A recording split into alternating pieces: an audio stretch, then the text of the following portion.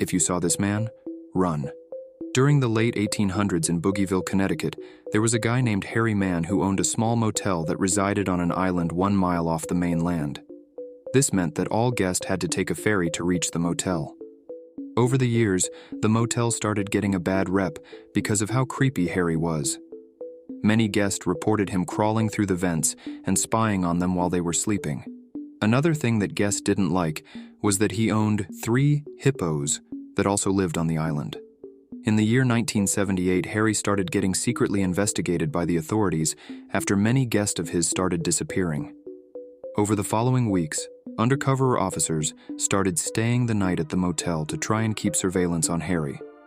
But one night, an undercover officer named Reed Enright got a knock on his door, and when he answered, it was Harry, and he told Reed, "There is something I must show you," and he walked him over to where he kept the hippos.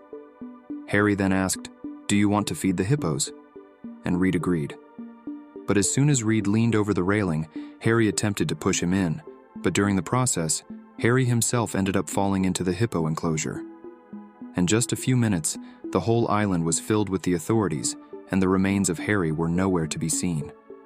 Over the following weeks, the motel was shut down and destroyed, and the families of the 30-plus victims were notified of what happened at that motel.